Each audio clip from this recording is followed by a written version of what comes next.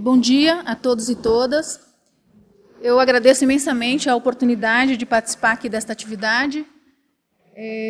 Espero contribuir com este debate, trazendo agora uma visão, como foi colocada já no início pela mesa, uma visão jurídica a respeito da Política Nacional de Resíduos Sólidos. Basicamente, tentando extrair da Política Nacional de Resíduos Sólidos os pontos em que prevê a participação de catadores e catadoras de materiais recicláveis. A Joana, quando esteve falando aqui, ela falou que os municípios seguem desconhecendo essa obrigação. Na verdade, eles sabem dessa obrigação, mas eles fingem, né, da inexistência dela para não cumprir com essa responsabilidade da gestão compartilhada que a lei tão claramente ela prevê. Eu estou num grupo de trabalho no Conselho Nacional do Ministério Público, na Comissão de Defesa de Direitos Fundamentais, sobre este tema. Neste grupo foi elaborado um guia de atuação para todos os membros do Ministério Público, e que, se vocês tiverem interesse, é de fácil acesso na internet, o nome é Guia de Atuação Nacional de Inclusão Social e Produtiva de Catadores de Materiais Recicláveis. A gente traz lá um material bem explicativo, até se o município quiser um passo a passo de como ele vai fazer a implementação da política com a inclusão dos catadores. Tem um modelo de contrato de prestação de serviço, uma sugestão de contrato de prestação de serviço. É só jogar lá na internet e vocês vão conseguir esse material.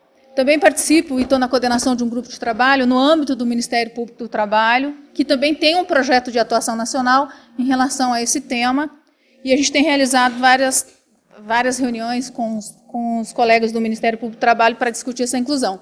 E, aproveitando, gostaria de justificar aqui a organização, a ausência do Dr. Ricardo Ballarini, que está em viagem, e que seria substituído pela doutora Andréa Gondim, que também não pôde participar, porque ela foi convocada numa reunião no Tribunal Regional do Trabalho, lá da 2ª Região. Mas os dois me pediram para dizer, para pedir desculpas pela ausência, mas dizer que estarão com vocês participando dessa discussão, nessa linha que a gente vai conduzir aqui, que podem contar com eles nas atividades aqui na região, que eles são aqui da PTM de São Bernardo do Campo. Então, dito isso, eu gostaria já de passar, por conta do tempo até, vocês me desculpem se eu falar muito rápido, eu já falo normalmente muito rápido, quando estou premida pelo tempo, falo mais rápido ainda. Acho que a primeira coisa de se observar, e a gente não esquecer, de modo algum, que a Política Nacional de Resíduos Sólidos não é só para falar de resíduos sólidos. Obviamente que ela fala de uma forma geral, mas é também uma medida afirmativa de política pública, destinada a enfrentar a discriminação estrutural que sofre o grupo social vulnerável de catadores. Então, a nossa política nacional ela é um exemplo de legislação em nível mundial. Todos nós sabemos do envolvimento há séculos, 50 anos, mais de 50 anos de catadores e catadoras sem o reconhecimento. Todo mundo sabe que os catadores continuarão existindo, continuarão coletando esse material, formal ou informalmente. Isso não vai ser evitado. Mas agora a gente tem uma legislação dizendo que chega de informalidade. Nós queremos os catadores e as catadoras reconhecidos nesse sistema, valorizados nesse sistema e trabalhando em condições dignas, e também, obviamente, para enfrentar o trabalho infantil, tanto nos lixões quanto nas ruas. Então, a minha atuação ela começou em 2001, pensando justamente nas crianças nos lixões. Nós tínhamos uma situação bastante caótica no Paraná, dos 399 municípios, 191, com uma quantidade grande de crianças trabalhando nos lixões, e nós fizemos, no primeiro momento, um trabalho retirando criança de lixão. E vimos já, no momento seguinte, que não bastava focar só na criança, a gente tinha que pensar nos adultos, nas pessoas que também trabalhavam, nas famílias. Esse trabalho na catação é um trabalho realizado em regime de economia familiar. Tem muita gente que critica o fato de muitas pessoas da mesma família estarem trabalhando na mesma associação, na mesma cooperativa, mas é um trabalho em regime de economia familiar e a gente sempre vai encontrar as famílias trabalhando nestes espaços. Então, a gente também tem que ter essa sensibilidade. Eu não posso deixar de falar também, a Matilde saiu daqui, que o movimento nacional ele teve um papel importante para que a política nacional saísse como ela saiu.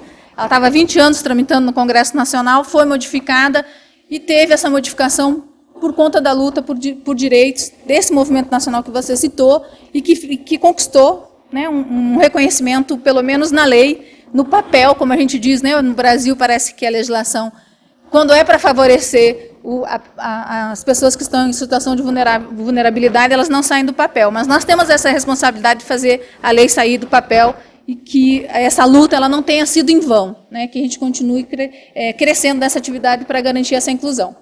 Pode passar.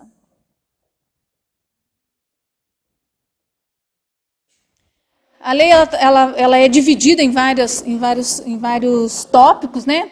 Traz ali os seus objetivos, para que ela existe, né? A razão da existência dessa lei. Eu vou destacar alguns só, não vou falar de todos os objetivos. A questão da proteção da saúde pública e da qualidade ambiental. Com isso, a gente pode falar um pouquinho de incineração. Onde eu puder falar um pouquinho de incineração em cada tópico, eu vou falar, porque eu sei que esta é uma região que enfrenta este problema. O Ministério Público Nacional, o Dr. Sancler vai poder falar também, eu e o Dr. Sancler participamos de vários grupos, onde os membros do Ministério Público, eles sentam para discutir a Política Nacional de Resíduos Sólidos. Aí a gente pode falar da COPEMA, que é uma comissão permanente de meio ambiente do Grupo Nacional de Direitos Humanos, do Conselho Nacional de Procuradores Gerais, da BRAMPA, que é uma associação brasileira do Ministério Público, do CONCALMA, que é uma coordenação nacional de coordenadores de Ministério Público do Meio Ambiente. Todos nós nos reunimos no ano passado discutindo muito esse tema, e existe um posicionamento do Ministério Público Nacional contra a incineração. A nossa lei ela não autoriza a incineração, é uma interpretação totalmente equivocada, porque recuperação energética não é incineração, e eu quero falar um pouco disso depois, e ao longo da política nacional ela traz várias questões que impedem que a incineração seja adotada como metodologia de tratamento de resíduos sólidos, se é que a gente pode chamar de tratamento, né? Traz aqueles objetivos que são as diretrizes que eu vou falar mais adiante, né, de não geração, redução, etc., que vocês já conhecem. Fala da adoção, desenvolvimento e aprimoramento de tecnologias limpas como forma de minimizar impactos ambientais. Aqui, de novo, eu vejo como a gente pode falar em incineração, que não é uma tecnologia limpa e que não vai minimizar impacto ambiental. Não é verdade? Fala da reciclagem, do incentivo à reciclagem. E aqui a Ilta falou muito bem, né? O que vai para a incineração é material reciclável, porque o resto não queima, não vai resultar em energia. Então, mentem quando eles dizem que vão só incinerar rejeitos, porque, na verdade, eles estão contando com a nossa péssima qualidade de separação, vai tudo misturado, vira rejeito, e é isso que eles querem queimar, né? E o que é reciclável não pode ser queimado, tem que ser reciclado. A lei é muito clara em relação a isso. Então, qualquer empreendimento que venha dizer que vai incinerar rejeitos está mentindo, vai incinerar recicláveis. Fala da gestão integrada, portanto, não pode ser uma gestão isolada do conjunto de políticas do município. Fala da cooperação técnica e financeira e do financiamento de cooperativas de catadores. Então, o município, quando fica falando, é muito, né, os catadores estão querendo receber muito, querem que pague muito, vai ficar muito caro. A lei ela prevê o financiamento das cooperativas desde o seu início, antes mesmo dela existir. Para organizar essa cooperativa já tem que haver financiamento, tem que ter financiamento da infraestrutura, do acompanhamento permanente dos grupos, que não seja lá pelo meio ambiente, que seja pela assistência social, porque a lei orgânica da assistência social obriga o município a trabalhar com a população em situação de vulnerabilidade. E traz também uma ponte com a Lei 11.445, que é da Política Nacional de Saneamento Básico, com a previsão de contratação prioritária e, portanto, obrigatória das associações e cooperativas de catadores. Nós temos um decreto presidencial reconhecendo associações e cooperativas como prestadores de serviços de limpeza urbana. Pode passar. E o que é essa gestão integrada? O artigo 3º da lei, ele explica o que é um conjunto de ações voltadas para a busca de soluções para os resíduos, de forma a considerar as dimensões política, econômica, ambiental, cultural e social. De novo está lá. Então, assim, toda vez que o município vier dizendo, não, eu não sou obrigado a fazer com associação e cooperativa, dá para pegar cada lugarzinho da lei, vai ter um lugar onde a gente pode dizer, não, pela gestão integrada tem que ter a dimensão social observada. Com controle social, ou seja, os municípios têm que fazer as audiências públicas para discutir o plano municipal, tem que contemplar nesses planos municipais tudo que a sociedade espera que seja contemplado, inclusive em relação às associações cooperativas. Esse é o controle social que deve ser pensado e, obviamente, na execução também, e sob a premissa do desenvolvimento sustentável. Pode passar. Portanto, os catadores eles são protagonistas da política nacional de resíduos sólidos, porque tem a previsão expressa dos catadores nas ações que envolvam a responsabilidade compartilhada pelo ciclo de vida dos produtos, tanto na gestão dos resíduos pelos municípios, quanto na logística reversa. Vou dar uma paradinha.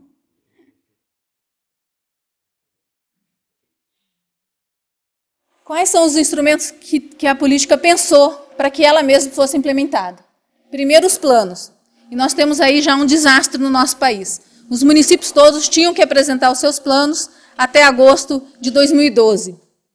Inclusive com a possibilidade de receber recursos do governo federal para a elaboração desses planos. E o que nós vimos, pouquíssimos municípios elaboraram esses planos, por isso, e não sem razão nós estamos lá com essa ameaça, né, de modificação dos prazos que a política nacional prevê, em tramitação no Congresso Nacional e com os prazos aí sendo aumentados de forma absurda, né, como se quem não cumpriu até agora fosse cumprir alguma coisa daqui para frente, né. Nós do Ministério Público entendemos o seguinte também, desde a Lei Nacional da Política Nacional do Meio Ambiente, não se pode poluir. Toda vez que esses resíduos eles são depositados de forma irregular, que se enterra reciclável, que se enterra orgânico, você está praticando um crime ambiental. Então, independente dos prazos, se eles serão ou não aumentados, isso não vai retirar a responsabilidade do gestor público, nem a possibilidade dele ser responsabilizado criminalmente. Então, esses planos eles deveriam ter sido elaborados, e nós estamos cobrando que eles sejam elaborados, e tem que ter nesses planos a previsão da contratação e a remuneração das associações e cooperativas. A gente tem que estar atento para isso quando tem essas audiências públicas. Também tem a coleta seletiva. Veja, a coleta seletiva, eu fico abismada quando o gestor público vem com essa história, mas eu tenho que fazer coleta seletiva? É um dever. É um dever. Quem está enterrando reciclável, quem está enterrando resíduo orgânico está contrariando a legislação. Pode responder por improbidade administrativa e também, como eu já falei, por crime ambiental. Então, não tem saída. E não é qualquer coleta seletiva, não. Não é essa porcaria de coleta seletiva que a gente está acostumado a ver nesse país. 5%, 10%, isso não é coleta seletiva. Está enganando a quem? Quais são as metas? Nós temos que fixar metas, nós temos que exigir que isso seja aumentado, que essa qualidade seja aumentada. E não é fazer a separação lá no local antes de ser enterrado, como a gente já viu acontecer que não deu certo, e muitos prefeitos querendo repetir esse erro. Cata tudo, leva lá para um espaço próximo da terra e depois é que vai fazer a separação. A separação tem que ser na fonte geradora. Se não for na fonte geradora, nós vamos continuar tendo rejeito. E aí o município precisa investir muito na educação ambiental para garantir que essa separação ela seja uma separação de qualidade. Prevê também a logística reversa como instrumento da política. Prevê de novo, vejo quantas vezes a lei fala, incentivo ao cooperativismo popular. Cooperativismo popular, obviamente, que são as cooperativas de catadores. A cooperação técnica e financeira para a reciclagem, de novo. A educação ambiental. E o que é essa educação ambiental que a gente tem visto também no Brasil, que é outra piada, mal feita, um panfletinho que entrega de casa em casa, quando entrega, não se vê campanha de massa em rádio, em TV, exigindo percentual, cobrando para quem não separa. Essa educação ambiental que está aí não é a educação ambiental que a lei prevê, nós temos uma lei federal que fala educação ambiental formal e não formal, e que tem que acontecer, e a gente vai exigir isso, o Ministério Público vai exigir. Prevê incentivos fiscais, financeiros e creditícios, e é pela importância, como já foi colocado aqui, não só da reciclagem, como da reutilização, da não geração, da redução, nós temos que pensar, sim, nesses incentivos fiscais. É muito mais importante reciclar do que retirar. Não podemos mais retirar nada do planeta, ele não aguenta mais. Então, esses incentivos eles são importantes. Quem usar a matéria-prima virgem vai ter que pagar mais caro, e não o contrário, quem está usando a matéria reciclada, né, reaproveitar. Prevê os acordos setoriais, que nós estamos vendo aí, não, né, demorando para acontecer, principalmente em relação ao setor de embalagens, e termos de compromisso e termos de ajustamento de conduta também. Pode passar. Eu vou pular essa, que são resíduos sólidos urbanos, porque a gente sempre quer bater na questão dos rejeitos, mas acho que a gente pode passar. Quero pontuar essa parte aqui que fala do plano nacional e fala do plano estadual, que a gente também não pode esquecer que o Estado faz o seu plano estadual e muitas vezes esse plano estadual acaba conflitando com o plano municipal. A gente precisa trabalhar também no Estado para ver o que é que ele está pensando, se está incentivando consórcios. Vocês falaram aqui do consórcio que está apoiando este evento. O doutor Sancler pode depois reforçar a questão dos consórcios, mas o nosso posicionamento tem sido no seguinte sentido. Toda vez que se fala de consórcio de municípios, na verdade, a gente está meio que fazendo uma coisa muito parecida com o PPP. Junta um monte de município, transforma, né, daí aumenta a quantidade de resíduo, aumenta o problema a ser resolvido, e aí você tem uma boa desculpa para transferir para a iniciativa privada a gestão daquele montante, e os catadores são excluídos da discussão. Então, na verdade, consórcio tem significado negócio, né, está se transformando em negócio, o que deveria ser um problema pequeno num problema maior, porque, lógico, o município, se ele tem um volume pequeno, ele pode resolver esse problema de uma forma muito mais fácil. Se a gente está falando de retirar todo o reciclável, retirar todo o orgânico, é menos de 20% do volume total. Qual município que não tem condições de resolver isso? E com pouco recurso. Não tem nada que transformar em PPP e nem em consórcios grandes para transformar em custo alto e ficar pagando um monte de taxas. E aí não vai sobrar, obviamente, recurso para pagar nem a associação, nem a cooperativa para fazer o trabalho que elas vem fazendo ao longo desse tempo. Um outro ponto que o Francisco já falou, não se pode falar em fechamento de lixão, embora os prazos já vencidos, sem associar a inclusão social e a emancipação econômica dos catadores. Ali é muito claro em relação a isso. Quem está mandando fechar lixão, tirando a força dos catadores, sem fazer a inclusão social e econômica dos catadores, está descumprindo a política nacional do mesmo jeito. Não adianta cumprir uma parte que é encerrar lixão e não fazer a inclusão social e a emancipação econômica. Tem que ser, na verdade, antes a inclusão social e econômica para depois fazer o encerramento do lixão. E mais uma coisa, só encerrar quando fala assim, eu vou cercar e vou botar lá guardas para os catadores não entrarem. Se a gente está falando que não vai mais reciclável para a área de destinação final, não vai orgânico, nem vai ter catador naquele espaço. Você não precisa nem cercar, nem precisa botar policiamento, porque o catador ele vai estar retirando o que ele precisa, o que ele espera, de casa em casa, ele não vai ficar lá naquela área. Então, por aí a gente já sabe que já vai ser resolvido. De novo, a coleta seletiva como dever, está muito claro lá no artigo 35, e o incentivo ao cooperativismo popular, e eu quero frisar, com infraestrutura física, vejam, senhores prefeitos, ou gestores públicos, eu sei que não tem prefeito aqui, acho que não tem prefeito, tem uma vez, ótima. A infraestrutura física significa principalmente o espaço de trabalho, um barracão, um galpão, sei lá o nome que queira dar, com tamanho suficiente, não é qualquer espaço físico, com vestiário, com local para refeição, com toda a legislação trabalhista atendida, as NRs todas relacionadas à segurança e medicina do trabalho, com água potável. Então, essa infraestrutura física é de responsabilidade do município fornecer para os catadores e não deve ser alugado. Toda vez que se aluga um espaço desse, o aluguel tem que ser visto como uma coisa transitória, temporária e emergencial. Tem que se construir ou se adquirir de forma permanente esse espaço de trabalho para que os catadores não fiquem sempre numa situação precária e com medo. Vai vencer o aluguel, nós vamos perder esse espaço, vão tirar a gente daqui. A infraestrutura física é necessária, os equipamentos também. E os equipamentos que são necessários para trabalhar dentro de um barracão. Pode passar isso aí. Tenho 5 minutos, vamos ver. Pode passar. Pode passar. Acho que eu mesmo vou. Que já meu tempo só tem 5 minutos. Aqui, olha, essa aqui eu quero chamar bastante atenção, porque ele me parece bem importante, esse artigo 36. No parágrafo 1º, para o cumprimento, né, no disposto nesses incisos, o titular dos serviços públicos, ou seja, o município, ele priorizará a organização e o funcionamento de cooperativas. Isso significa que essa prioridade é uma contratação obrigatória.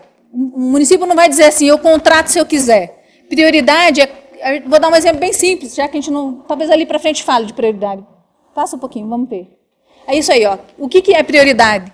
Como a gente falava sempre isso com os municípios, eles falavam, não, mas priorizar não é obrigatoriedade, é uma faculdade, eu contrato se eu quiser.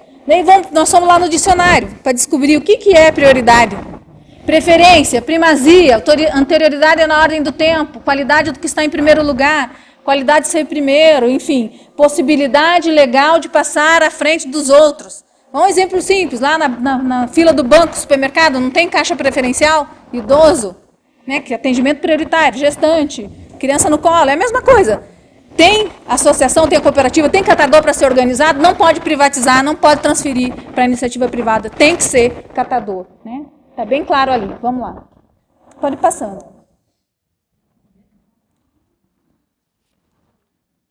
Acho que eu vou passar aqui, se passar só para foto, eu vou só terminar rapidinho umas anotações que eu fiz, acho que eu consigo passar aqui para vocês e dizer o seguinte. Volta um pouquinho, por favor. O Ministério Público, então, nesse guia que eu mencionei, nós fizemos uma minuta, um modelo de um termo de compromisso de ajustamento de conduta que tem que ser apresentado para os municípios, com as obrigações mínimas que os municípios têm que atender em relação à Política Nacional de Resíduos Sólidos. Com essas obrigações, basicamente, que eu vou tentar explicar nesses 5 minutos, que eu já não tenho mais. Né? O primeiro deles é fazer o cadastro dos catadores. O Francisco mostrou muito bem, nós temos uma população subdimensionada de catadores. A gente não sabe, na verdade, quantos são. Lá em Curitiba, a gente imagina que são 60 mil por um diagnóstico que foi feito de áreas de regularização fundiária. 60 mil só em Curitiba, estão falando 400 mil no Brasil. Então, esse percentual que você fala talvez seja mais correto, de 1 a 2% da população. Né? Então, a gente vai contar aqui no Brasil 1% de 200 milhões, 2 milhões, é isso, né? Eu não sei fazer conta de percentual, mas a gente vai ver que... Uma outra responsabilidade do município, formalizar associações cooperativas, ajudar, apoiar, dar assessoria técnica. Não é ir lá e fazer no lugar, eu quero que o presidente seja esse, a vice esse, não. Ajudar os catadores a formalizar essas cooperativas, pagando as despesas necessárias para reconhecer lá em cartório, enfim, a gente sabe que nem isso, né, os catadores não conseguem. Para fazer uma ata, para elaborar o estatuto, ir lá registrar, ajudar nesse processo. Contratar e remunerar os catadores através de um contrato administrativo. Gente, por favor, nada de convênio. Convênio assistencialista. Acabamos essa etapa de convênio. Agora é contratação pelo serviço prestado de acordo com a Lei 866, com 5 anos de vigência, com o valor certo, como se paga quando se terceiriza, que se paga tudo. Uma terceirizada se paga tudo, o caminhão que ela usa, o motorista, quanto que ela desgasta, material de escritório, quanto que ela gasta com os empregados, o INSS, o lucro dos diretores, dos sócios, enfim. Tem que pensar que quando contrata a associação cooperativa também tem que prever isso tudo. A infraestrutura tem galpão, prensa, balança, mesa de triagem, caminhão de coleta, a implementação de normas de medicina e segurança do trabalho, assistência social e técnica permanentes. Muitos municípios que eu fiz o termo de compromisso, ele volta lá e fala assim, aquela não dá certo, aquela associação, aquela cooperativa, eles não se entendem, não dá certo, eu já desisti, não consigo fazer mais. Eu digo, mas então o senhor descumpriu uma cláusula aqui. Bom, tem a multa pelo descumprimento da cláusula, mas como assim? Se essa cooperativa, essa associação não está dando certo, porque a sua assessoria, a sua assistência social, a sua assessoria técnica e social, ela falhou. Porque se fosse uma assessoria de verdade, não teria acontecido isso com esse grupo. Né?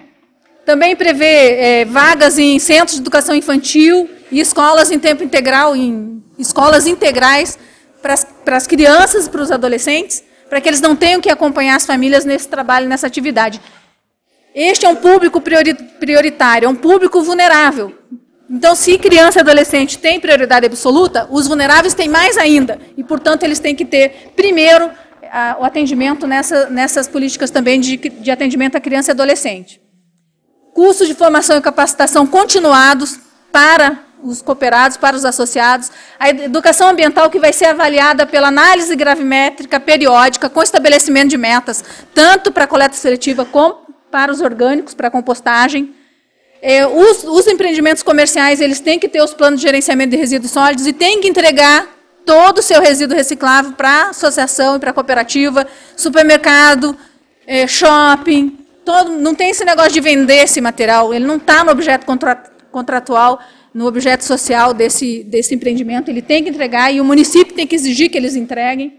Fiscalizar os atravessadores, interditando, inclusive, se for o caso, atravessador, principalmente esse que mantém catadores em situação análoga de escravo, normalmente ele não cumpre nada da legislação.